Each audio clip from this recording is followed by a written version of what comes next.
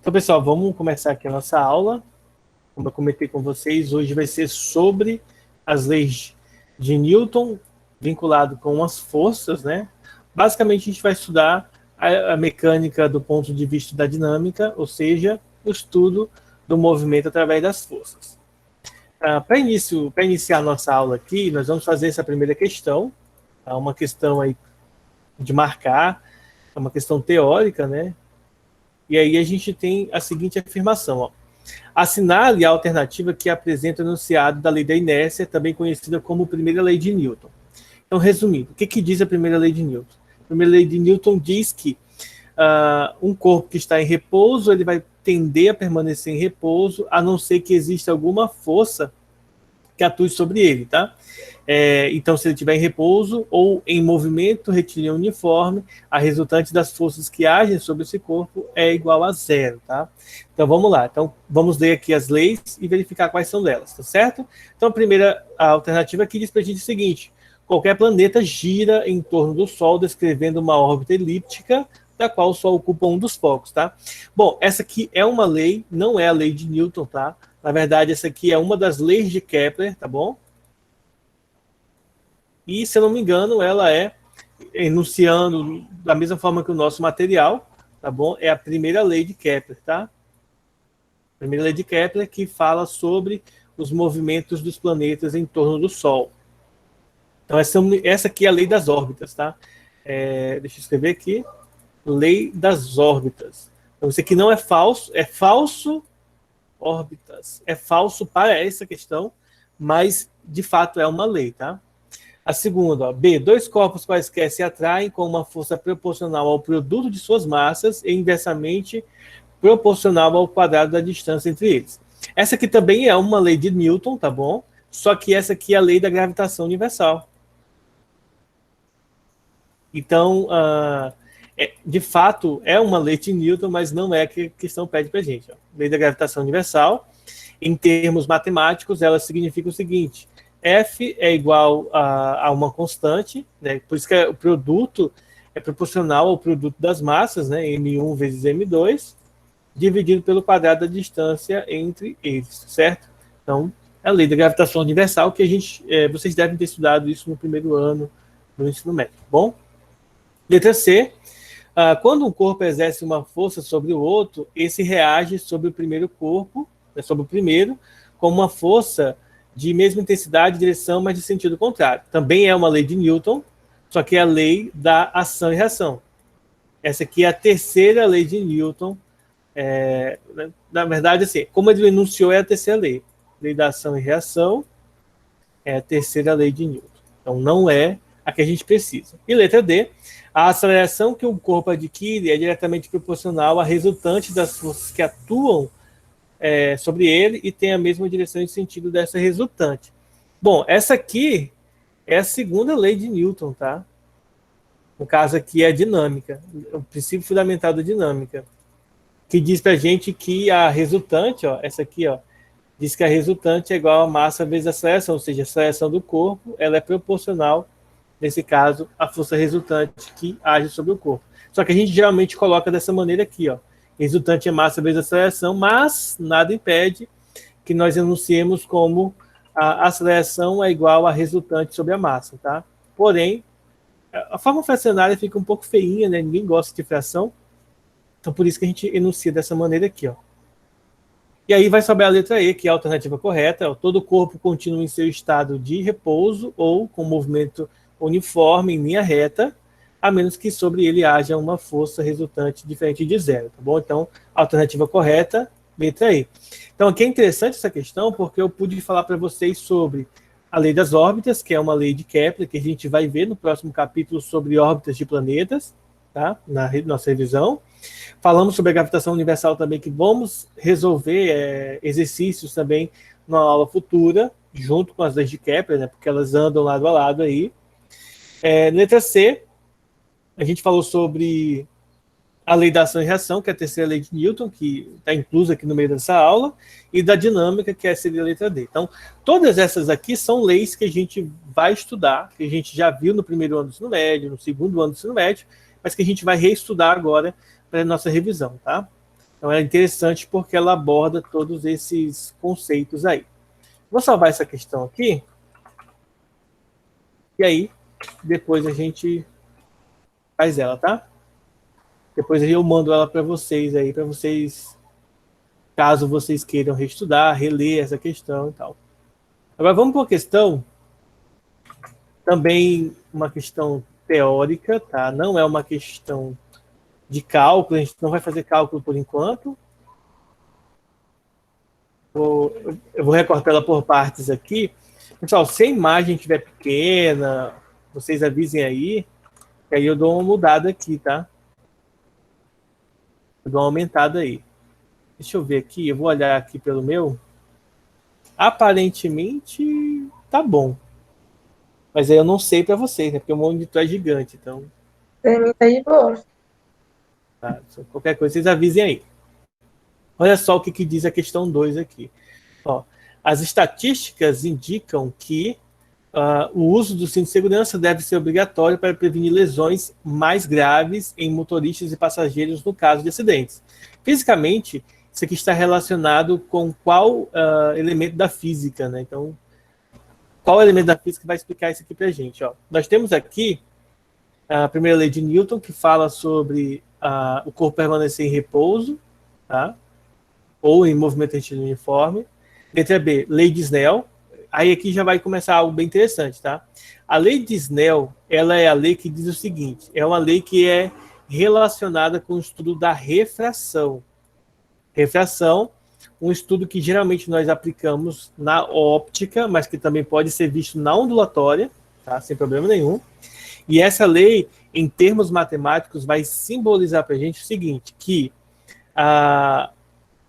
o ângulo de refração e o ângulo... Deixa eu explicar desenhando que vai ser mais fácil. Então, imagina o seguinte. Imagina que aqui você tem um recipiente com água, tá? E aqui seja o ar.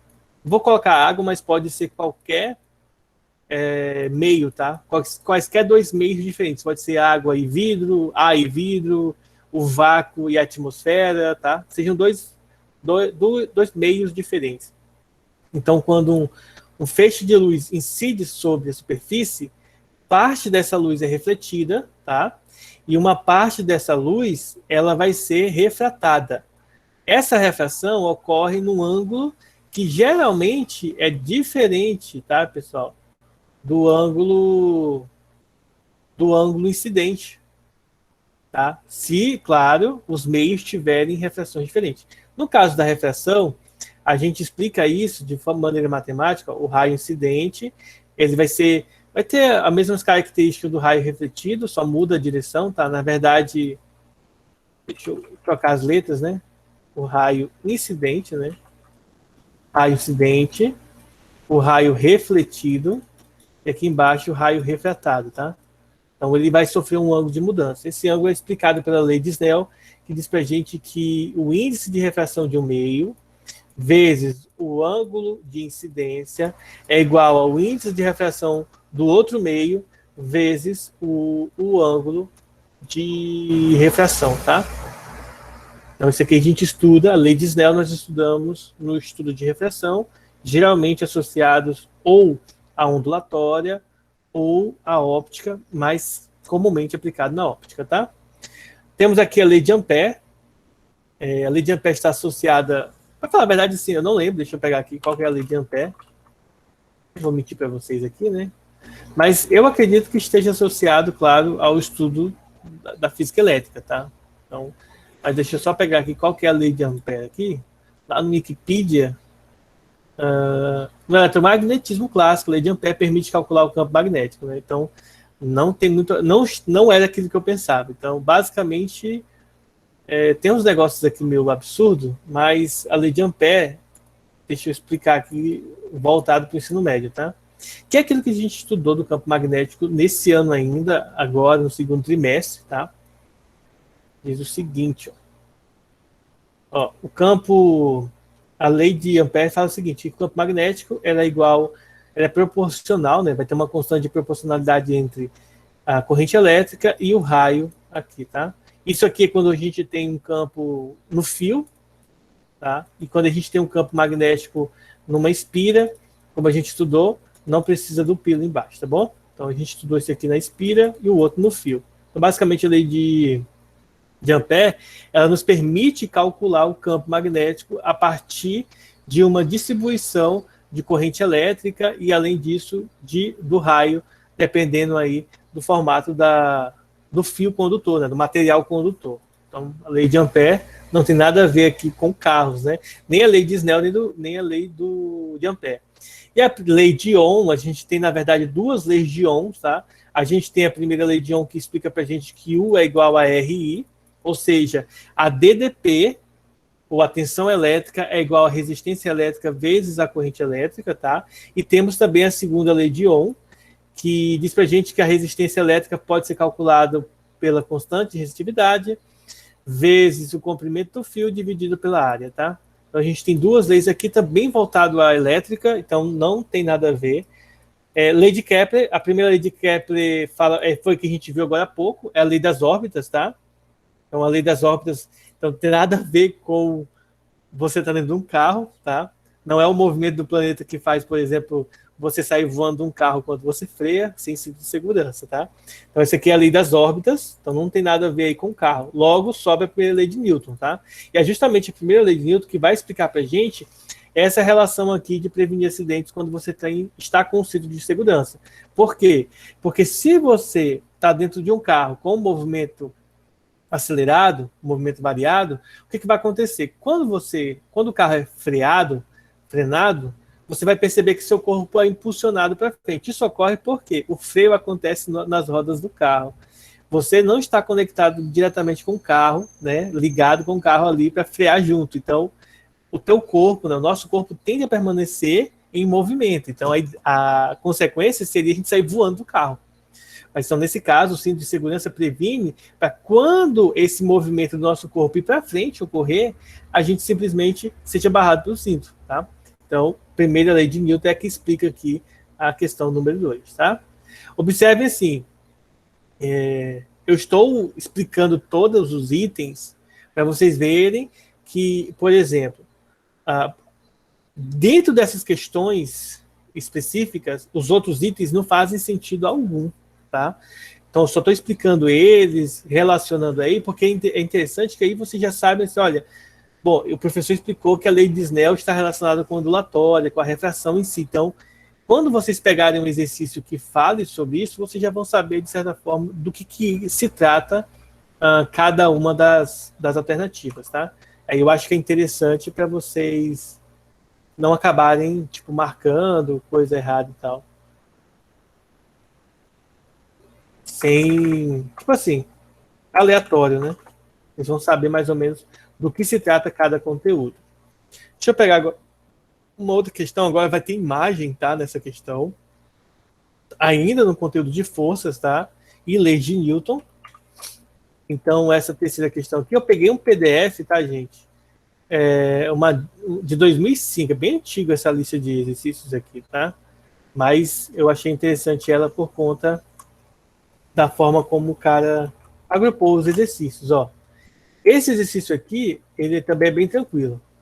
Vejam só o que o enunciado explica para a gente aí dessa questão. A figura a seguir mostra um bloco que está sendo pressionado contra uma parede com uma força horizontal F, essa força aqui, ó, e que desliza para baixo com a velocidade constante V. O diagrama que melhor representa as forças que atuam sobre esse bloco, quais são? Então, vamos imaginar o seguinte, ó. Você tem aqui um bloco, certo? Ele está sendo pressionado aqui contra uma determinada parede, tá? Eu vou redesenhar aqui a parede aqui, eu vou fazer ela de azul. Então, imagine que essa aqui é a parede e o bloco está pressionado sobre ela. Aqui a gente precisa entender uma coisa interessante, ó. Primeiro, pessoal, se um corpo tem massa, a primeira coisa que acontece nós temos a força-peso, tá? Força-peso sempre aponta para baixo. Então, primeira que já acontece dessa maneira aqui. Observe que todas têm a força-peso. Como o enunciado já explica para a gente, vai ter a força F para a direita, tá? Então, sempre vai ter. Outro ponto que é muito importante analisar é que se um bloco se um corpo está apoiado sobre uma superfície, vai surgir uma força que nós chamamos de força normal. A força normal ela é sempre perpendicular à superfície, então não marquem para cima. A força normal vai estar apontada para a esquerda. Isso porque o apoio que o bloco tem é para nessa região aqui, ó, nesse ponto, ó, nessa parede. Então, a normal é contrária à pressão que é aplicada sobre um bloco, tá? Então, é contrária a esse ponto. Então, a normal é para a esquerda.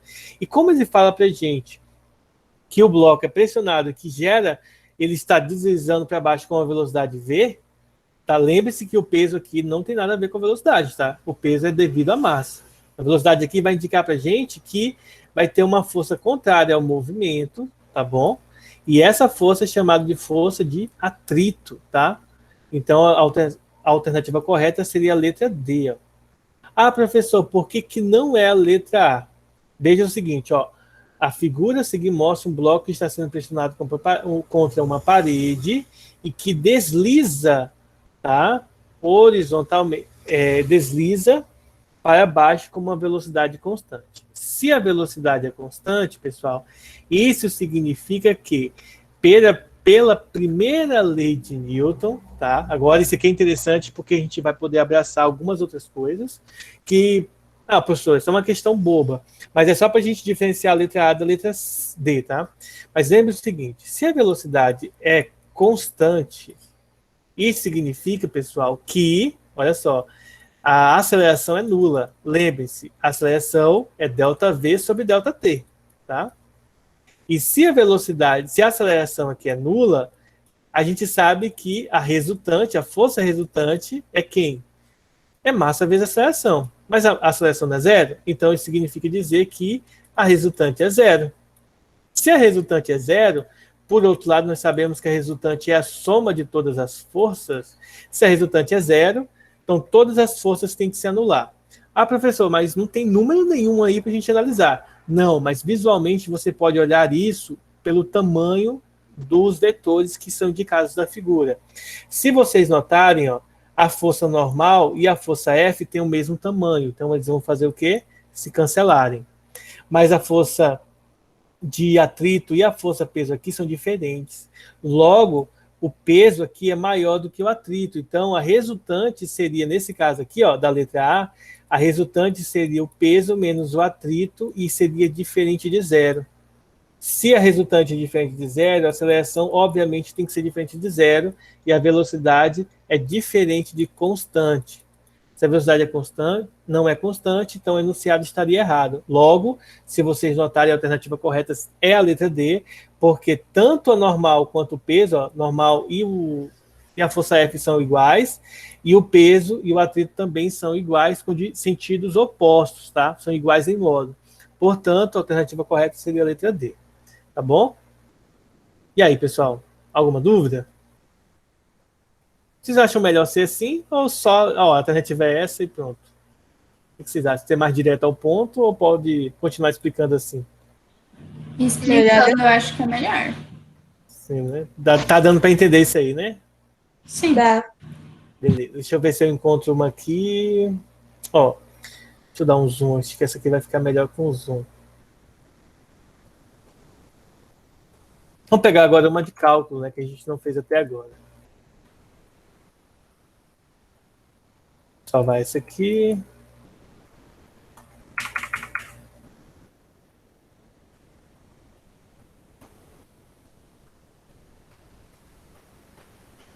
Então, eu vou copiar as alternativas também. Então vejam só o que diz essa questão aqui, pessoal. Questão 4, ela fala assim, ó, um corpo de massa M pode deslocar ao longo de uma reta horizontal sem encontrar qualquer resistência, ou seja, não tem atrito, né?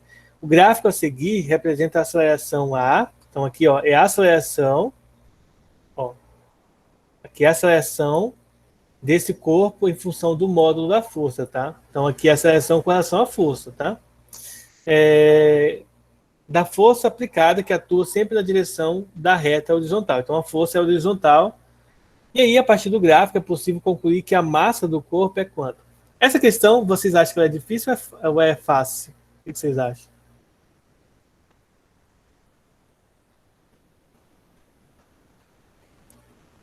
Eu acho que ela é de boa, porque é só análise de gráfico e colocou na fórmula. Isso. Se vocês notarem, ó, força pela segunda lei de Newton é massa vezes aceleração. Aqui eu quero saber quem? A massa, ó, massa do corpo. Ou seja, é massa, a massa é força sobre a aceleração. Então, como o gráfico aqui é uma reta constante, então a massa é constante, ó. Uma reta constante não, uma reta simples, tá? Constante seria horizontal. Nesse caso aqui, para você saber a massa, você pega qualquer valor da força, ó, vamos, por exemplo, pegar aqui o 6 e dividir pela aceleração. Ó. O 6 aqui se relaciona com o 0,6. E 6 dividido para 0,6, o resultado dá 10. 10 quilogramas. Acabou a questão. Simples assim, bem simples, tá? Por exemplo, professor, e se eu não quisesse pegar a força 6? Ó, você só não pode pegar o 0, tá? Porque se você pega 0, não tem como dividir 0 para 0. Mas se você pegar, por exemplo, 2, ó, vai ser 2 dividido para 0,2, que também dá 10. Ou fazer 4 dividido, ó, 4 dividido para 0,4, que também vai dar 10. Ou seja, dá para calcular a massa de forma bem rápida, bem tranquila. Só você efetuar a divisão da força pela massa, tá? Só não pode confundir a ordem aí. Porque geralmente a gente pega esse carinha aqui para estar em cima, né? Então só tem esse cuidado aí para não escolher de forma errada aí o que você precisa para resolver essa questão, tá? Deixa eu olhar lá no gabarito. Tem um gabarito aqui, é letra A mesmo, então tá certo. Não errei não. Tem um gabarito aqui, tá, gente? Aí eu só fui conferir lá. E às vezes a gente pode acabar se confundindo, né? Vamos pegar agora uma outra questão de força aqui.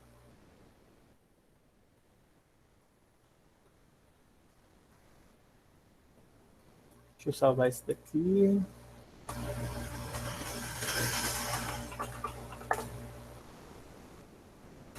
Olha só. Então, o próximo exemplo, temos o seguinte.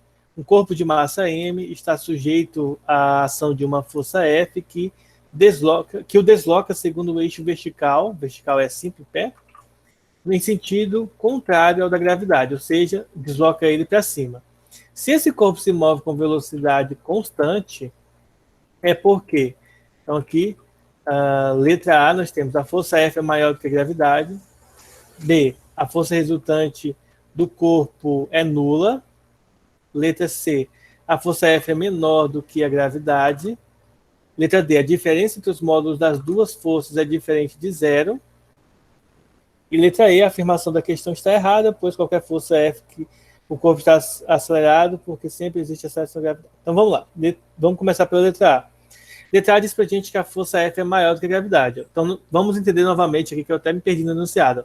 Nós temos um corpo de massa M, tá? Esse aqui é o corpo, está sujeito à força F que desloca ele para cima, para cima, no sentido contrário da gravidade, lembrando que aqui tem a força peso para baixo. Lembre-se que peso é massa vezes gravidade. E ele fala o que para a gente mais? Letra A. Aí ele pergunta se esse corpo se move com velocidade constante. Por qual motivo ele se move com velocidade constante? Então, a letra A força F é maior do que a gravidade? Essa aqui é falso. Por quê? Lembrem-se, a força resultante, ela é massa vezes aceleração. Ok? E a força resultante é a soma de todas as forças. Nesse caso aqui, é a força F menos a força peso, tá? Para que a velocidade seja constante, a aceleração tem que ser zero. Se a aceleração é zero, a resultante precisa ser o quê, gente? Zero. Se a aceleração e a resultante são zero, isso significa dizer que a força F menos a força peso é zero. Logo, a força F tem que ser o quê? Igual à força peso, tá? Para que a velocidade seja constante, a aceleração é zero, resultante é zero, então força menos o peso é zero, então a força tem que ser igual ao peso. A força para cima tem que ser igual ao peso para baixo. Logo, a resultante sobre o corpo tem que ser nula. Então não é maior do que a gravidade, não é menor, tem que ser igual, tá? Porque quando ela é igual, a resultante é nula. A diferença entre os módulos das duas forças é diferente de zero, então não é diferente de zero, tem que ser igual a zero, como eu mostrei aqui para vocês. A afirmação da questão está errada, então isso aqui é falso também. Então a alternativa correta, letra B, tá? Velocidade constante indica aceleração zero. Aceleração zero indica resultante nula. Resultante nula indica que todas as forças juntas vai dar zero. Logo, uma força tem que ser igual à outra para que possam se cancelar, tá bom? Como só tem duas forças, as duas subtraídas têm que se cancelar. Então, a alternativa correta é a letra B, a resultante tem que ser zero, tá bom? Então, matamos aí a quinta questão. Deixa eu salvar ela aqui. E agora, o nosso área já está um pouco avançado, deixa eu escolher aqui uma questão um pouco mais pesada, né? Essas questões são mais teóricas, mas na quarta-feira a gente vai dar continuidade e resolver questões, digamos assim, mais difíceis, tá? Mais difíceis, entre aspas, também não é tão complicado assim, não. Então, você vai passar para a atividade de hoje, professor? Não, só quarta. Ou vocês já querem hoje? Até porque vocês precisam estudar para simulado, né? Simulado, vocês têm que estudar para simulado. Mas se quiser, eu passo questão hoje.